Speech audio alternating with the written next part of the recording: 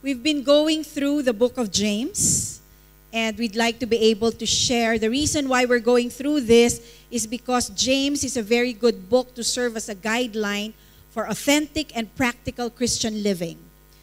Although James have used very powerful words in the past. And the verse that I am assigned to tackle this afternoon, it is such both a pleasure and a pressure to be able to share it with you. Why do I say that? Because we will be discussing, I guess, one of the most controversial topics that James is dealing with among even our Christian forefathers, the very famous leader like Martin Luther, who has been a proponent of salvation is by faith in Christ alone.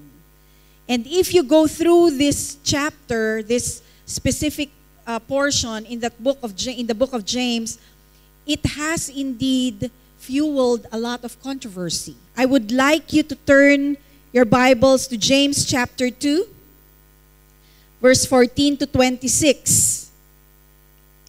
And these verses are also misquoted in support of teachings that the redemptive work of Christ is not sufficient. It's not enough. It has to be put together alongside works.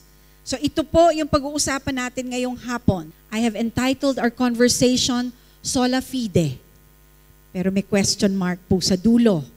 It is a question because I want you to be able to understand with me why Martin Luther said that our salvation is based on faith alone. But when you read through these verses of James, it seems like he is discussing exactly the opposite.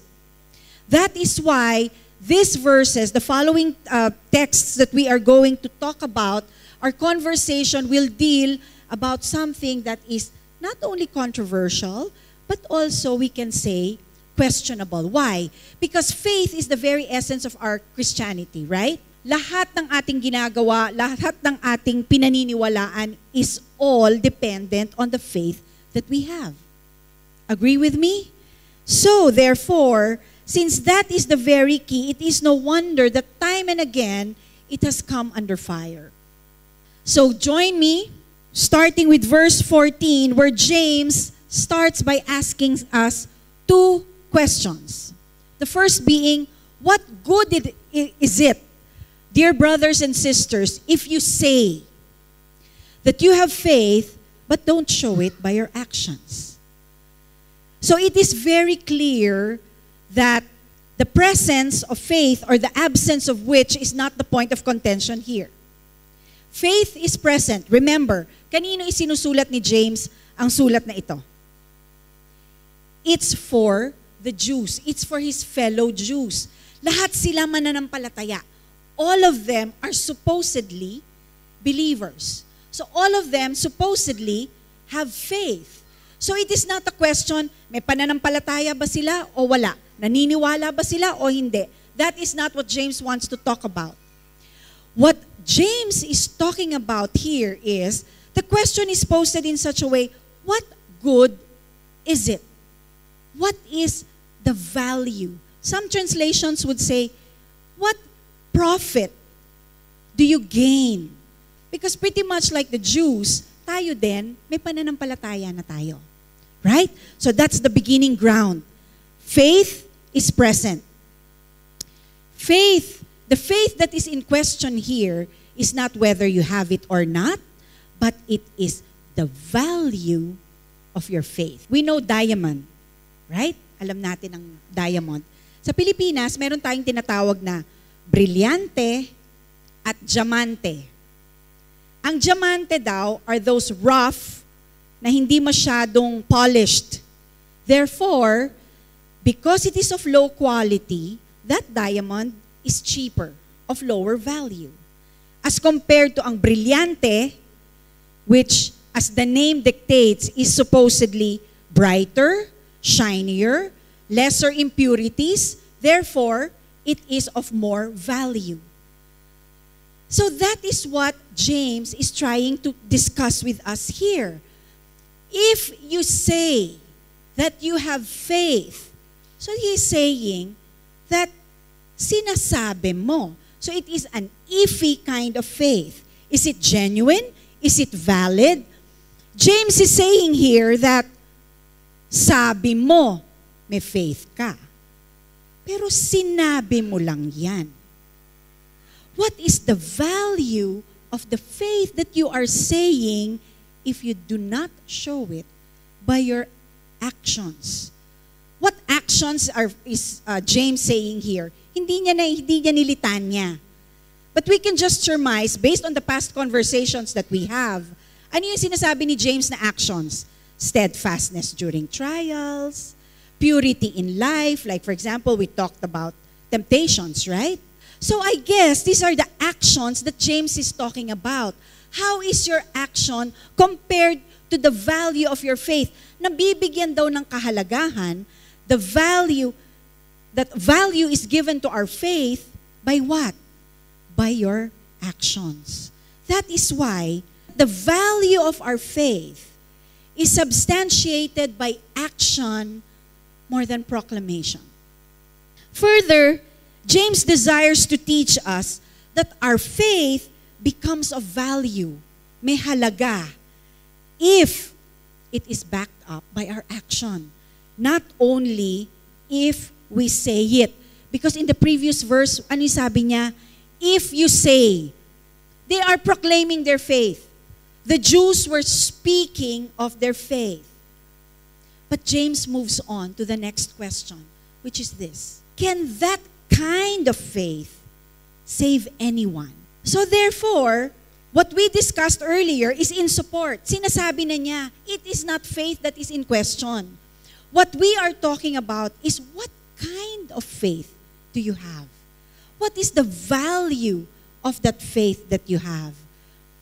James poses a rhetorical question. That means it is actually an answer in itself. Sinasabi na niya yung sagot. It is the reverse of stating, yung faith na yan, if it is not supported by action, it cannot save. That is why it is not supposed to be controversial. Because James is not putting into separate spectrum in between two ends. Hindi niya po pinaglalaban, is it faith or works? Hindi niya pinaglalaban, hindi niya kinakalaban si Paul. Na si Paul nagsabi, pananampalataya lang ang kailangan para maligtas ka. At eto si James nagsasabi, no, it is faith with action. Those two are not on opposite ends. If you will read through the next verses, the next 12, 13 verses speaks of faith and works together. Magkasama po sila. James would always say them, faith and works, faith without works, faith and works are working together. That is why James here is actually complementing what Paul is saying. It is not a debate whether faith lang ba yan or faith dagdagan mo ng works. James is not saying that. That is why James wants to ask us, what good is it if you have faith without works? Can that kind of faith save anyone? And of course, the resounding answer is, no, of course not. That faith cannot save. Paano po natin narating ang sagot na yan? It is this. To validate his contention, he brings us to a day-to-day situation. Suppose, he says, you see a brother or a sister who has no food or clothing. There is this person who comes, maybe knocking at your door about 3, 4 in the afternoon, knocks at someone's door, and tells him, makikita niya. Siguro nakita niya, payat na yung kapatid. Diba? Wala nang pisngi. And then he said, no food or clothing. Hindi naman siguro hubad. Pero sabi niya, no clothing eh. Diba? Maybe tattered clothes. Sira-sira yung damit. Siguro dirty. He is not anyone that he doesn't know. You know that he has no food or clothing. And what do you say? Goodbye. Have a good day. stay warm, eat well, but then you don't give that person any food or clothing. James asks us again, what good does that do? Dumating yung kapatid, 3:00, 4:00, nagmimerienda ka. Siguro pagdating mo sa pinto, ngumunguya ka pa. Pagkatok niyang gano'n, nakita mo, payat na payat, marungis, madumi. Sabi niya, bro, 1 taon na akong hindi kumakain. Hindi naman siguro 1 taon, kasi baka hindi na yung buhay, no? Patay na raw yun. O siguro naman, few months. Sabi niya, 1 linggo na ako hindi kumakain. Si kumare mo at saka yung mga inaanak mo, hindi na rin kumakain. Ang papayat na nilang lahat. Ano sagot ni pare? Sabi ni pare, okay bro, goodbye, stay warm, have a good day, eat well. Wala na ngang makain eh. Paano mo pa mawiwish na eat well? Paano mo pa siya mawiwish na stay warm? Sira-sira na nga ang damit. In Israel before, weather conditions change. Like in the morning, iba yung condition ng weather. Sa tanghali, iba. Pagdating sa gabi, iba. Diba? How? What James is saying here is, anong silbi ng blessing mo? Diba? Parang tayo. It is customary for the Jews before that before they separate, ano yung sasabihin? God bless. Parang tayo, diba? Good day, be well, go with blessings. That is a blessing that Jews always impart to those people that they meet. Parang tayo, di ba, magpapaalam, una na po ako. Pagdating mo dun sa likod, una na po ako. Pagdating sa susunod, una na po ako. Pero nauna ka nang umalis sa kanya. Di ba? And every time they would say goodbye, what do we say? God bless. Bless you. God bless po. Di ba? But James is saying here, anong silbi nung blessing na ibinigay mo? Kung nakita mo na, wala nang pisngi, kapatid. Laglag na yung muka eh. Baka narinig mo pang kumukulo yung tiyan.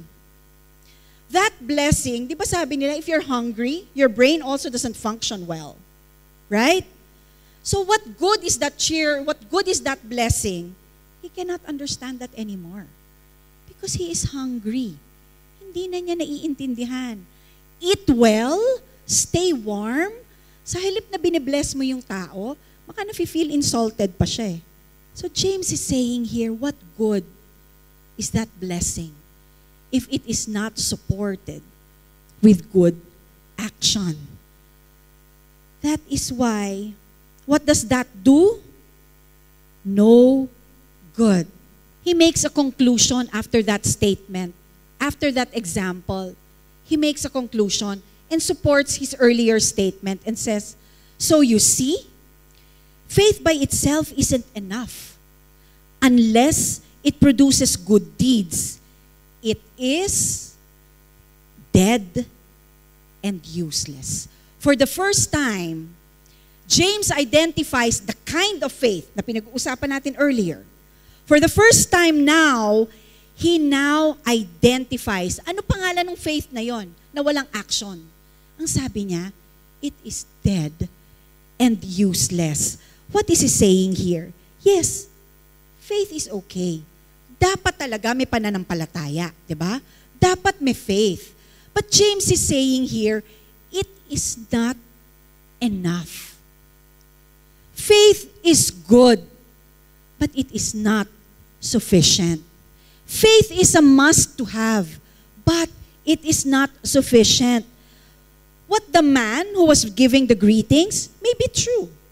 Tama, i-bless natin ang ating mga kapatid every time we meet them. But if we say that that blessing at that point in time is not useful to declare your faith, then your faith is dead. That's what James is saying. He says further that the person might be thinking that all the needs, the only thing I have to do is confess positively and the Lord will do the rest. Pero kapatid, you have the means. May means ka eh. What is one piece of bread? What is one glass of water? To extend to that brethren who is hungry and thirsty and unclothed. Sabi ni Calvin, we are saved by faith alone. but not by faith that is alone. Dagdag ko po yung nasa ibaba. Because it is accompanied by action. Yes, we are saved by faith alone. Kaya po sola fide. Sola fide is by faith alone. That is where our salvation lies. But not by faith that is alone. Because with faith comes good actions. Even Calvin says that. Why? Because the value of our faith should be substantiated by action more than our proclamation. Because remember, James was saying here, if you say, the Jews declare of their faith. Sinasabi nila, there's only one God. Naniniwala tayo doon. The Jews are proclaiming that, and we are too. Aren't we? We are proclaiming our faith. But more than our proclamation, the value of our faith should be substantiated, demonstrated, supported by what? Our actions. So he further says this claim. Someone may argue, sabi niya, pwedeng may mga tao sa inyo ang iniisip nila, some people have faith, others have good deeds. But I say, how can you show me your faith if you don't have good deeds? How can you show me your faith if you don't have good deeds? And I will show you my faith by my good deeds. James points out here that you cannot separate true faith from good works. Why? The moment that you have faith, the moment that you declare that I have faith in Christ alone, ano nangyayari? There are changes that happens inside of us, right? May mga pagbabago that pushes us to act. Anong mga pagbabagong to? Hindi na tayo masyado nagsisinungaling. Paminsan-minsan na lang. 'Di ba? Konti na lang. Hindi na tayo nangungupit ng supply sa office. Paperclip na lang. Hindi naman halata. Inuuwi. 'Di ba? We don't talk back against our employers. Right? There are changes inside that happens the moment we believe in Christ. The moment our salvation is ensured, may pagbabago 'di ba? Wala namang nagsasabi sa atin, baguhin mo na yan, tanggalin mo na yan. Paano mo mapaghihiwalay ang faith at saka good action? It can never be separated. Our good action should support our faith. And because we find our faith of value, may kahalagahan itong pananampalataya kung ito, magbabago ako. Yes, you declare that you have faith, you proclaim that you have faith, but what is more important? I will show you my faith by my action. Why? Because faith in itself is invisible. I cannot measure your faith. Hindi ko pwedeng sabihin si Brother Joel mas malaki ang faith kesa kay Sister Joanne. I cannot compare that because there is no measure to that. Because faith in itself is invisible. But the display of that faith will put value on the faith that we have. Amen? The value, our actions displays the value of that faith. The good actions that we have measures the value of the faith that we have. Ang ganda ng tinuturo ni James sa atin, 'di ba? Sabi niya, dapat may evidence. Parang may puno daw. There's a tree. And I tell you, alam mo yan, avocado yan. But you will not be able to believe that that tree is an avocado tree unless it bears fruit, right? The evidence comes when you see that fruit that is there. And the same goes for our faith. If you are able to display good action with your faith, then that is the fruit that bears witness to the value that the faith that you have. That the value of our faith is substantiated by our action more than our proclamation. You can keep on proclaiming it, but your action will speak louder than the proclamation that you have. And further, he supports his claim. Even further, he says this. Siya po nagsabi nito hindi ako. Huwag kayong magagalit. Now you say that you have faith. You believe that there is one God. Good for you. The Jews know that there is one God. Deuteronomy says, "Hear, O Israel, the Lord our God is one God. The Lord is one." Every Jew knows that there is one God. What is James saying? Good for you. Alam mo yun. Alam mo na iisa ang Diyos. Your faith relies on the fact that there is a God. Good. Good for you. That's what James is saying.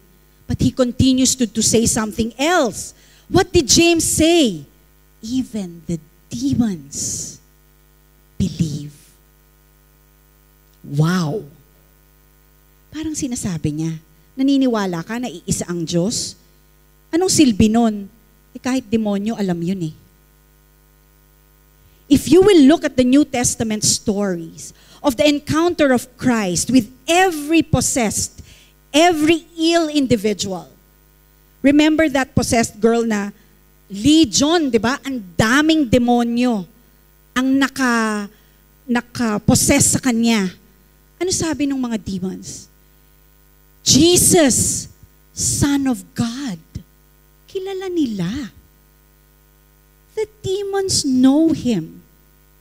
And what did James further say? What do the demons do in the presence of God? They tremble in terror. Yung salita daw po na ginamit dito, ultimo balahibo nila, nanginginig sa takot. When I was reading this, sabi ko, mabuti pa yung mga demonyo. May takot sa Diyos.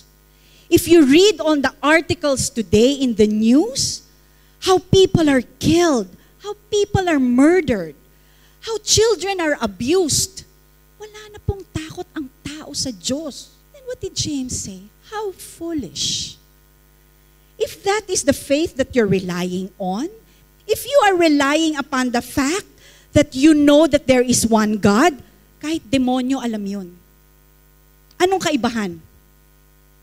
Wala pa akong nababalita ang demonyo na born again. Why? Because they know the person. They know God. But they never submitted to the person.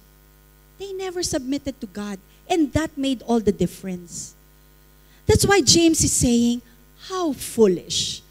Kung yan ang batayan ng pananampalataya mo, isa kang hangal. Why? Because can't you see that faith without good deeds is useless? Ang mga demonyo, alam lang nila, but their actions do not support what they know. We are in submission to God. That's why our actions are different. Our actions proclaim the faith that we have. Because the value of our faith is substantiated by our action more than our proclamation. So warning ni James, don't be fools. Don't just rely on the fact that you know God. Act on it. Let your action support, let your action demonstrate the faith that you have. Because now James moves on. Parang hindi pa siya matigil. Hindi pa ba sufficient yung support na sinasabi ko? Is it not yet sufficient of the things that I am saying? This time, James turns around and brings us to two people who have exemplified their faith because of their good actions. The first one, don't you remember our ancestor Abraham? He brings them and reintroduces a person who they know very well. Jews look up to Abraham. He is the patriarch. Kilala siya ng lahat. And people just look up to him. And what did James say? Abraham was shown right with God by his actions when he offered his son Isaac at the altar. In the Bible, Abraham is presented as the father of all nations.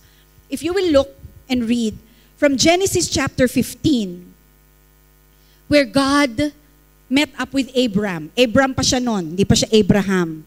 Even at that point in time, ang promise ni God sa kanya, you will be the father of all nations. As numerous as the stars. Eh, noong unang panahon, clear pa yung sky, marami pa yung between. And God promised him, you will have an heir, and you will be the father of many nations. And at that point in time, what did Abraham do? Abraham believed. And he was counted as righteous by God.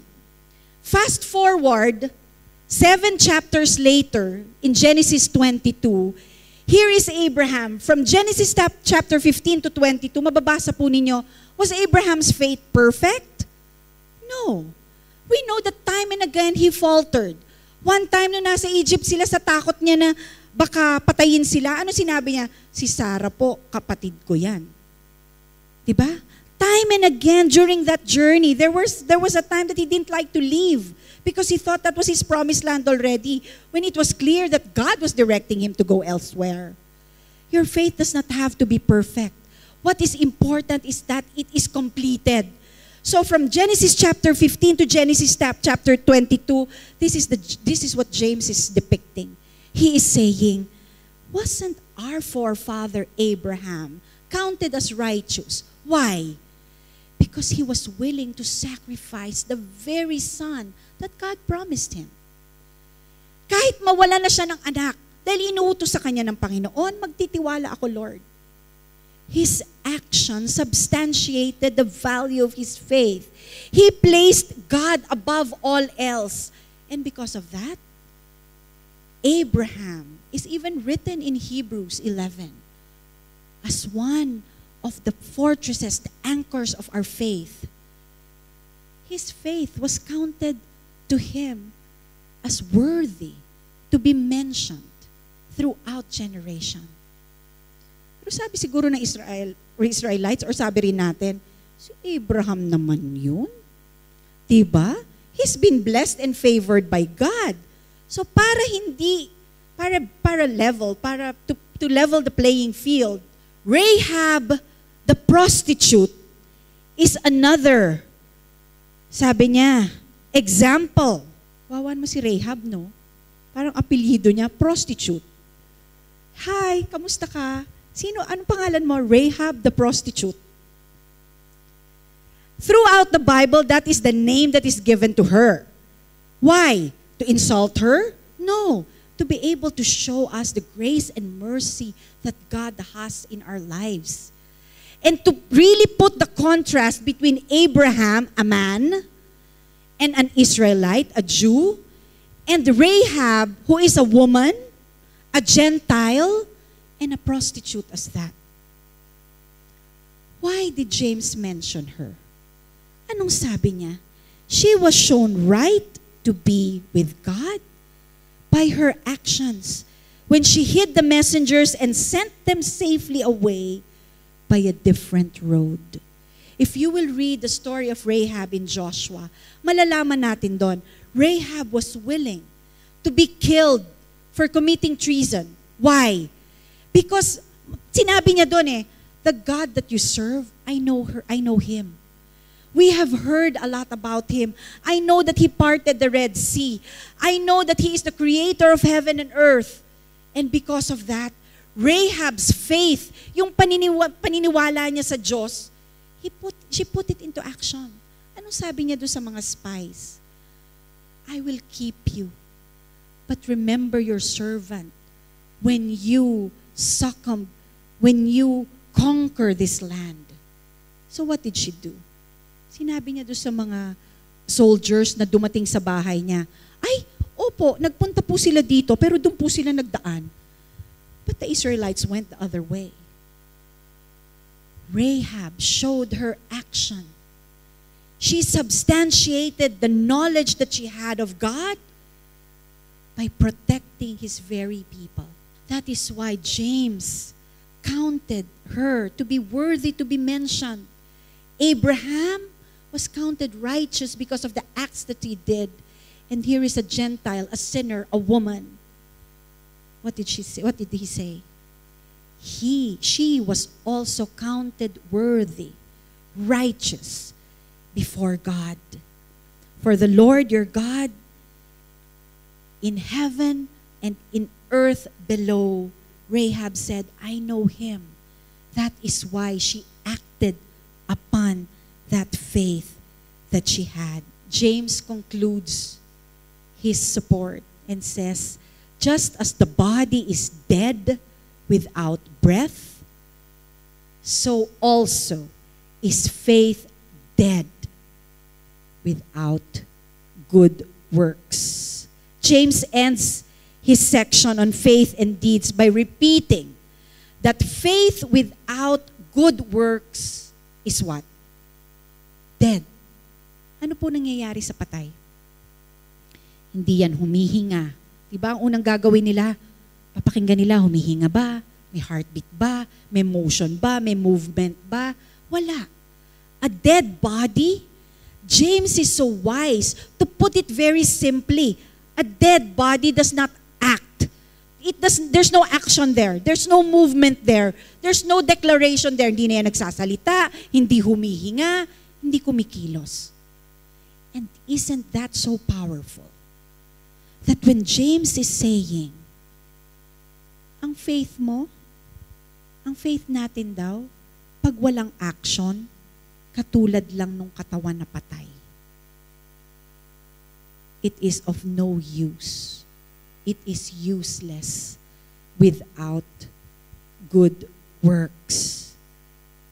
The Bible clearly teaches us that if God imparts a new life to us, that faith that a former dead sinner has will transform them and give them life. And if we have life, there's movement, there's action. He warns us that your faith is dead without good works. If we act out our faith, that is an even louder proclamation than any word that we can say, wherever we are, in our offices, in our workplaces, in the homes that we serve, in our schools, in your schools. They should be able to say, bakit iba siya? Even without declaring it. Bakit iba siya? Because our actions substantiate our faith. So ano po ang dapat nating gawin? Show off. Show off. Don't claim that you know God unless your life shows it.